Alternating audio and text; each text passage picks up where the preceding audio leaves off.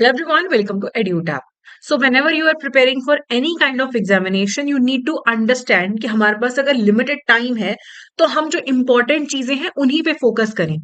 अगर आप JIB examination के लिए प्रिपेयर कर रहे हैं and you want to know कि जेआईबी के जो चारों सब्जेक्ट्स हैं उनमें इंपॉर्टेंट टॉपिक कौन से हैं और प्रीवियस ईयर क्वेश्चंस कौन से आए हैं, तो आप इस वीडियो के डिस्क्रिप्शन में दिए गए लिंक पे क्लिक कर सकते हैं। ई बुक्स का एक लिंक है, उस पर आप क्लिक करके पीडीएफ डाउनलोड कर सकते हैं and you will get to know important topics and previous year questions. आज के सेशन में डिस्कस करने वाले हैं कि कौन से 25 मोस्ट रिपीटेड टॉपिक्स हैं फॉर द जेआईबी एग्जामिनेशन, जो आते रहे हैं प्रीवियस ईयर्स में और इस बार भी आने के चांसेस है। वो टॉपिक्स कौन से हैं जिनको आपको जरूर करके जाना है। सबसे पहले आता है आपका बैंकर कस्टमर रिलेशनशिप। बैंक और कस्टमर के बीच में डेटर क्रेडिटर का भी रिलेशनशिप बनता है, लेसर लेसी का, बेलर बेली का, मॉर्टगेज और मॉर्टगेजी, क्लाइंट एडवाइजर, ट्रस्टी बेनिफिशियरी, ये अलग अलग रिलेशनशिप्स बनते हैं। कौन सी सिचुएशन में बनते हैं ये काफी इंपॉर्टेंट है। फिर prevention of money laundering act के अंडर क्या रिपोर्टिंग ऑब्लिगेशंस होती हैं एंटिटीज के ऊपर, वो हमें पढ़ना है। जैसे कैश ट्रांजेक्शन रिपोर्ट बनानी होती है, सस्पिशियस ट्रांजेक्शन रिपोर्ट होती है, ये सब हमें कवर करना है। उसके बाद KYC norms, know your customer को लेके जो नॉर्म्स हैं वो क्या नॉर्म्स है, इंडिविजुअल को लेके, पार्टनरशिप फर्म, कंपनीज को लेके, ट्रस्ट को लेके, केवाईसी को लेके क्या नॉर्म्स हैं और कौन कौन से अलग अलग टाइप के कस्टमर्स हो सकते हैं बैंक के। एक तो हमारे हो सकते हैं इंडिविजुअल कस्टमर्स, वो जॉइंटली भी अकाउंट ओपन कर सकते हैं, उसके बारे में हमें पढ़ना है। फिर कंपनीज, ट्रस्ट, पार्टनरशिप फर्म और अनइनकॉर्पोरेटेड एसोसिएशंस, उनके अकाउंट्स को लेके क्या टर्म्स एंड कंडीशंस हैं। फिर अलग अलग डिपॉजिट अकाउंट्स जो ओपन होते हैं, जैसे कि सेविंग्स अकाउंट है, करंट अकाउंट है, रिकरिंग डिपॉजिट है, और इसके अलावा अगर आपका जो अकाउंट है उसमें कोई ट्रांजेक्शन नहीं होती है बहुत टाइम तक, तो वो डेफ में चला जाता है पैसा। इन सब चीजों के बारे में आपको पढ़ना है। हाइब्रिड अकाउंट्स हैं, एनुटी डिपॉजिट्स हैं, इन सब के बारे में आपको पढ़ना है, उनके अपने अपने टर्म्स एंड कंडीशंस। उसके बाद है नेगोशिएबल इंस्ट्रूमेंट एक्ट। इसमें आपको चेक वाले पार्ट पे ज्यादा फोकस करना है। वैसे तो प्रोमिसरी नोट और बिल ऑफ एक्सचेंज भी हमारा नेगोशिएबल इंस्ट्रूमेंट है, लेकिन चेक वाले पार्ट में पेइंग बैंक की क्या ऑब्लिगेशंस है, कलेक्टिंग बैंक की क्या ऑब्लिगेशंस है, ये इंपॉर्टेंट पार्ट है।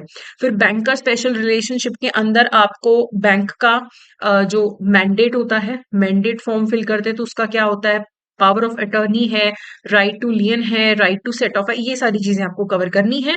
उसके बाद आउटवर्ड रेमिटेंसेस, अगर मुझे इंडिया से बाहर पैसा भेजना है तो उसके लिए सबसे पहले तो liberalise remittance scheme, Indo Nepal remittance scheme है, और कौन सी चीजों के लिए पैसा विदेश में भेजना बिल्कुल प्रोहिबिटेड है, ये मुझे कवर करना है।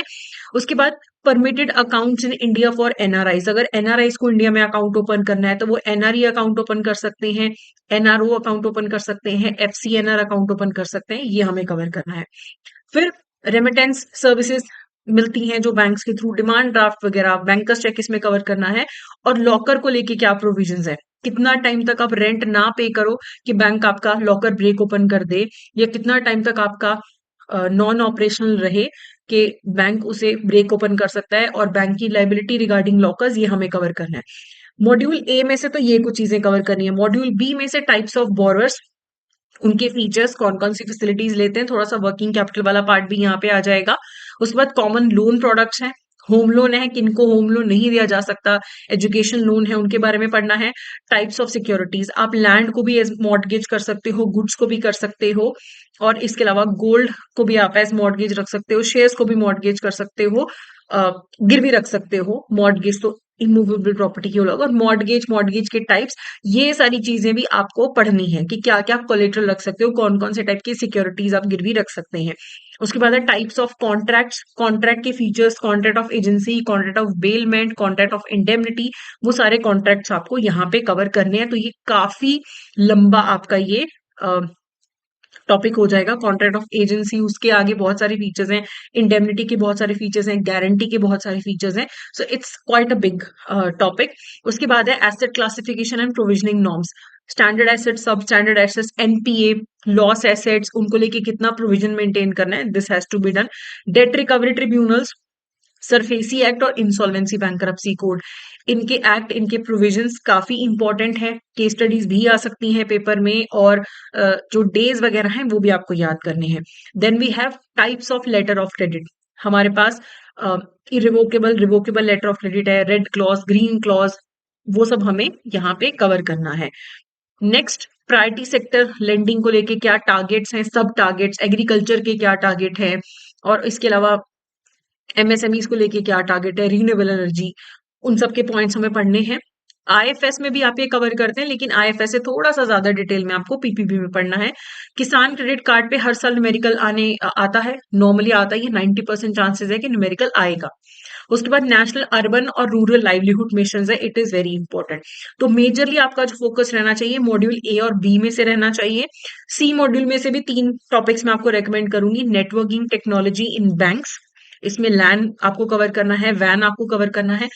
एनपीसीआई, इसके बहुत सारे प्रोडक्ट्स हैं, यूपीआई, फास्टैग, सब इसके प्रोडक्ट्स हैं। नेशनल फाइनेंशियल स्विच, ये आपको जरूर अच्छे से कवर करना है। और types of cyber threats, phishing attack होता है, विशिंग अटैक, स्मिशिंग अटैक होता है, हैकिंग है, distributed denial of service attack है, ये सारे टाइप्स ऑफ अटैक्स आपको जरूर कवर करने हैं। सो आपका मेजर फोकस मॉड्यूल ए और बी पे रहना चाहिए। और अगर सिर्फ 25 टॉपिक आपको अभी मैं बताना चाहूँ तो मेजरली ए, बी और कुछ सी में से है। डी मॉड्यूल में से काफी क्वेश्चंस ऐसे आते हैं जो कॉमन सेंस वाले हैं, तो वो इसीलिए अभी मैं रिकमेंड नहीं कर रही हूँ। वो अगर आप सिर्फ समरी भी पढ़ के चले जाएंगे that would be good enough. तो अभी इन टॉपिक्स को देख के अगर आपको लगता है कि हाँ ये तो मुझे आते हैं, मैं कर लूंगा, लेकिन अगर आपको ऐसा लगता है कि नहीं, मैं उतने अच्छे से अभी मेरी प्रिपरेशन नहीं है, इसमें से काफी सारे टॉपिक्स का तो मुझे पता ही नहीं है, मुझे समझ नहीं आता, तो इस टाइम पे भी आपके पास अभी सिर्फ 4-5 दिन का समय है, उसको आप यूटिलाइज कर सकते हैं। हमारी वेबसाइट पे जाके जैप कोर्सेज पे क्लिक करिए। यहाँ पे आपको एक तो पीपीबी का कैप्सूल कोर्स मिलेगा, इसमें लगभग 16-17 घंटे की टोटल वीडियोस हैं, जिसमें आपका ए बी सी डी चारों मॉड्यूल्स का इंपॉर्टेंट पार्ट कवर हो रहा है। आपको सिर्फ रिकॉर्डेड वीडियोस देखनी है और कुछ नहीं करना है। वैसे आपको पीवाईक्यूज मिलेंगे, पीवाईक्यूज भी जरूर आप कवर करिए। नोट्स टेस्ट सीरीज भी अवेलेबल है, बट बिकॉज एएफएम का पेपर भी साथ में है तो आई वुड नॉट रेकमेंड कि आप कुछ और अभी करिए। आप ये क्लासेस देख लीजिए और आप पीवाईक्यूज कर लीजिए। लेकिन अगर आपको लगता है कि मुझे रिकॉर्डेड नहीं चाहिए, मुझे डिसिप्लिन तभी आता है जब मैं लाइव क्लासेस अटेंड करूं, तो पीपीबी का सुपर क्रैश कोर्स भी अवेलेबल है। तो जैब 80 कोड आपको यूज करना है अगर आप सुपर क्रैश कोर्स में एनरोल कर रहे हैं। इसमें आपकी 5 लाइव क्लासेस होंगी, ठीक है। सुबह सुबह आपको एएफएम की क्लासेस आप अटेंड कर सकते हैं, शाम को पीपीबी की क्लासेस हैं। तो ये क्लासेस आपको अटेंड करनी है। 5 क्लासेस में आपका पूरा मेजर सिलेबस कवर हो जाएगा लाइव। लेकिन अगर आप रिकॉर्डेड देखना चाहते हो तो कैप्सूल कोर्स है, उसमें आपको बैंकर कोड यूज करना है। तो अगर आपको लगता है कि प्रिपरेशन अभी भी अच्छी नहीं है तो अभी भी हिम्मत नहीं हारनी है, ये दोनों ऑप्शन आपके पास अवेलेबल हैं। बैंकर्स कैप्सूल कोर्स पीपीबी का रिकॉर्डेड क्लासेस के लिए, और सुपर क्रैश कोर्स जो है इसमें लाइव क्लासेस होंगी।